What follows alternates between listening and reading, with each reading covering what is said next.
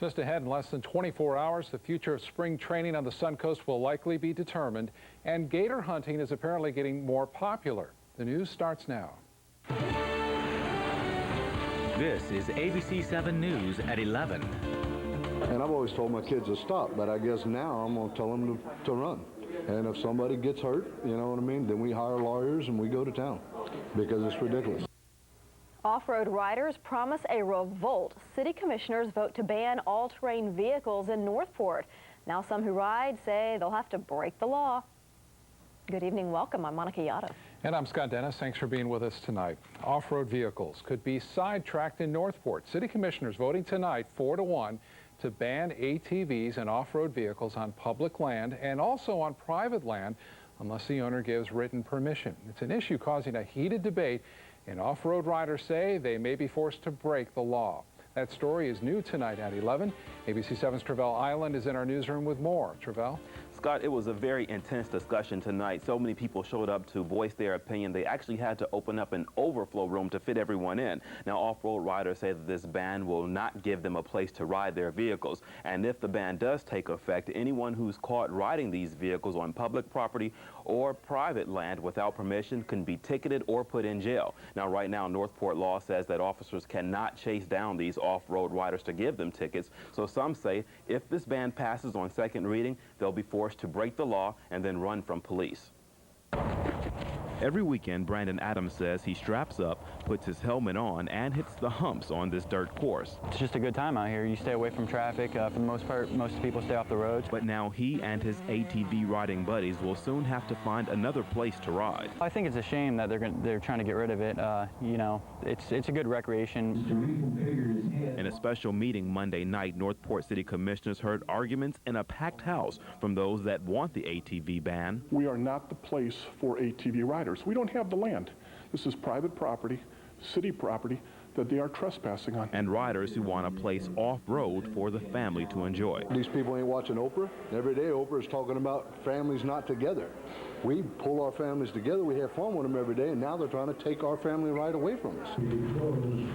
After a presentation by the city attorney showing pictures of damage done by off-road vehicles and how the dirt they kick up is clogging the drainage system, Northport City Commissioners sided with property owners, voting 4-1 to ban ATV use. I think the vote is just fine. They're protecting the rights of private property owners. I mean, some of these people might come down to look at the property that they bought 20 years ago, thinking that they're coming down to build a home on their piece of paradise now, and they'll find out that it's been absolutely devastated by the people who've been riding ATVs. The vote led to some disappointed riders. Officials named ATV parks in Florida where riders could take their ATVs and dirt bikes, but riders say that's a 2-hour ride that they don't want to take. I can go to Crooms right now and cannot find a place to park. Why? There's 40 spots to park. Brandon Adams also doesn't want to drive 2 hours for off-road fun. He hopes a compromise can be reached. I would like to see, you know, a happy medium. It'd be cool if we had a place to ride, you know. It doesn't have to be a whole bunch of land, just a place to have a good time and be safe. They made it like, so we had to pay out here, even that would be fine. We don't mind paying, we just want a place to ride and have a good time. Now, Northport City Attorney also gave information tonight about the number of times Northport police have been called to respond to ATV complaints. They believe this new ordinance will lessen those calls for police service as well as lessen the calls for emergency responders to come and respond to injuries. Scott? And Travell, are they seeing a lot of injuries from the ATV riders in Northport? Well, Scott, tonight they actually compare the number of ATV accidents in Northport to the number of high school sports injuries in Northport. Now, in the last year, they've had 13 serious ATV accidents where those people had to be transported by helicopter to trauma units compared to only 1 high school sports injury. Scott? Okay, Travell, thanks very much. Northport City Commissioners also deciding tonight to ban camping on public property unless it's in a designated area. The ordinance was modeled after the city of Sarasota's controversial no camping ordinance, which is aimed at the homeless. However, the Northport version will not deal with the homeless. City commissioners say people camping in non-designated areas leads to littering, trespassing, and fire dangers because people like to cook when they camp. Sarasota's no camping law got the city placed on the list of meanest cities to the homeless earlier this year. He started off at the Ritz-Carlton Hotel. Now a Sarasota sex offender is at the Sarasota County Jail. Jeremy Jones was arrested last week after a confrontation at the Ritz.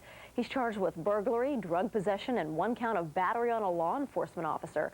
Jones is accused of charging up to $20,000 on a stolen American Express card, too. He was convicted in 2003 in Miami-Dade County of sexual battery and 1 count of lewd and lascivious contact with a child under the age of 16. A 15-month-old baby boy in Lakewood Ranch dies in the family's swimming pool. It happened this morning at a house on Cherry Hills Avenue. Deputies say the boy's mother was taking a nap. When she woke up, she found the little boy floating in the pool. 3 other young children were also home at the time. He was pronounced dead at Lakewood Ranch Medical Center. Investigators say the drowning appears to be just an accident. People living near a Sarasota neighborhood park say that drug dealers have taken it over.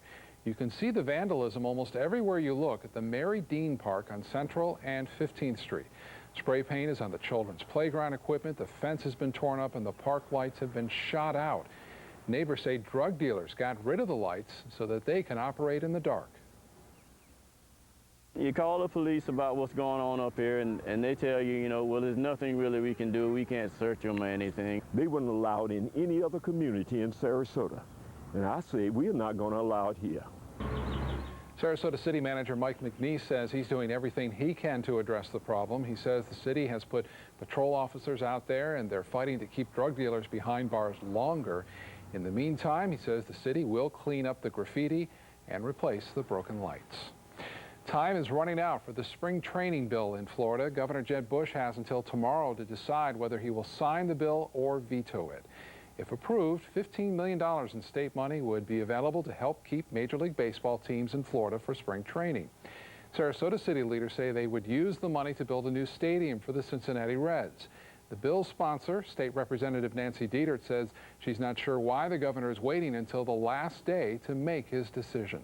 I think that shows the governor is being strong and doesn't want to be wimpy. He'll either sign it or veto it. He isn't going to take the coward's way out and just let it go through without his signature. Spring training games bring in an estimated $450 million to the state each year. Without that money, the city of Sarasota could lose the Reds to Arizona. All right, well, no baseball games tonight, but it would have been a pretty nice night weather-wise. Yeah, the rain fell earlier in the afternoon, and it was cleared out to have a nice night tonight. Wendy Ross in for Bob Harrigan tonight. Hi, Wendy. Hello there, Scott. And we are looking at some showers that did develop and redevelop over the central portion of our viewing area. Things along the beaches stayed nice and quiet. So if you did have plans this evening to get out to the beach, you probably enjoyed them very much. What we're looking at right now, though, are most of those showers coming to an end around Port Charlotte and also primarily in Hardy and also Wauchula areas. That's where we've seen the rain throughout the evening. Otherwise, we're looking at fair skies. Temperatures right now in the 70s, and we'll see most of those showers coming to an end very soon. Monica? Wendy, thank you. If you want to hunt alligators in Florida and did not get a state permit, too late. For the first time in a long time, all the permits were sold out in less than 4 hours. This year, the Florida Fish and Wildlife Conservation Commission decided to extend the length of alligator hunting season. It will include 41 extra hunting days. It will run August 15th through November 1st. A Suncoast woman has been searching 40 years for a dolphin, but now there's a glimmer of hope that she and her long-lost friend will finally be reunited. Joyce Simpson and Moby were the featured dolphin act at the old Florida Land tourist attraction in Osprey back in the 1960s. Florida Land went out of business around the time Disney World opened in 1971 in Central Florida. Just before it closed, Joyce was away in the hospital. Moby's pen was left open and he disappeared. But now recent sightings lead her to believe she may finally find him. He's in his about mid-40s about now. And so dolphins can live that long. The females still have babies even in their 50s. And Joyce says don't confuse Moby with a dolphin called Beggar or Mooch that we've done stories on in the past. That dolphin hangs around Venice begging for food and often bites. She says besides doing tricks, Moby could actually talk. To hear for yourself and learn more about Moby and Joyce, just go to our website and click on links we mentioned. A trip to a Jacksonville beach was a bomb, literally. Some beachgoers found a pipe bomb in the sand. The beach was closed and the bomb squad called in. They detonated it this afternoon, but have no idea how it got on the beach. And it's not a great time to visit Fort Myers Beach either. Beachgoers say the stench there is awful. It's all because of a stinky and messy seaweed that's lining the shore. Apparently, Tropical Storm Alberto churned up the surf and pushed the red algae on shore. City officials say the tides should eventually carry it back out to sea.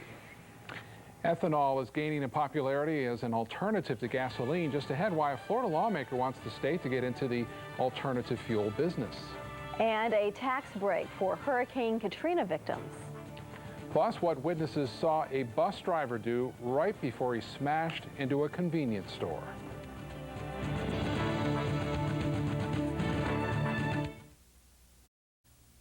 You're watching ABC 7 with Scott Dennis and Monica Yadav. This is ABC 7 News at 11. Still no sign of two missing U.S. soldiers in Iraq. Two men Al-Qaeda has claimed to have abducted. The soldiers disappeared on Friday when insurgents attacked a checkpoint outside Baghdad.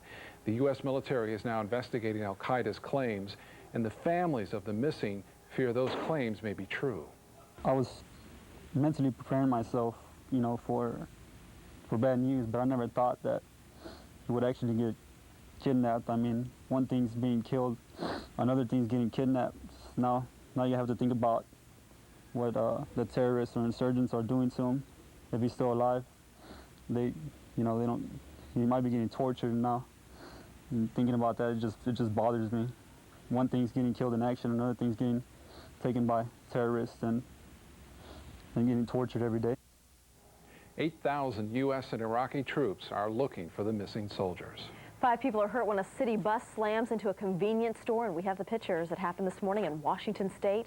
The bus hit the store going 45 to 50 miles an hour. The impact was so strong it pushed a phone booth right through the front window. Witnesses say the driver appeared to pass out, then lose control. Witnesses say the boom was so loud it shook the whole building. I said, I'm gone, like big hit. The building is shaking, so I thought, oh. You thought the building was going to collapse? Oh, I thought maybe I'm gone.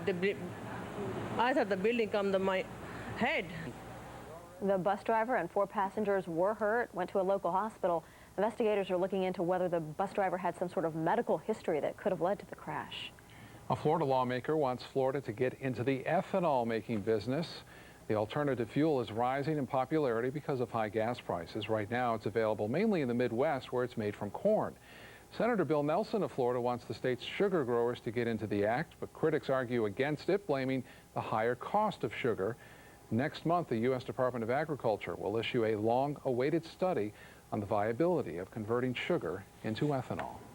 And saving energy could save you money. Today, Governor Jeb Bush signed an energy act that offers you 2 tax breaks. If you buy energy-efficient appliances in October this year, you won't have to pay sales tax. And if you buy solar energy products, you'll get a year-round tax rebate of up to $5,000. Hurricane Katrina victims are getting a break as well. They have 7 extra weeks to file their tax returns. They now have until October 15th to file their 2005 taxes. Those who need additional time can apply for an automatic 6-month extension, which would give them until April of 2007 to file. The IRS will also give Katrina victims alternate ways to compute their losses and damages so that they can claim even more. Homes and businesses are being evacuated in Arizona because of a different natural disaster. A huge wildfire is burning 90 miles north of Phoenix. More than 1,000 acres have burned so far. No homes or buildings have been lost yet, but firefighters are trying very hard here to keep the flames away from a neighborhood where 400 homes and businesses have been evacuated. 400 firefighters, along with air tankers and helicopters, are working on this. It's not at all contained. Gusty winds, high temperatures, and dry conditions not helping here. That's a beautiful part of the country. It is just beautiful country there in Sedona with all the red rocks. But they've been very dry, just as we have here for long, extended periods of time. We're starting to break out of that pattern, though, which is so nice. It's really refreshing. And we'll be back to let you know if it's going to continue. I've got your summertime pattern. Plus, we'll take a look at the tropics when we return.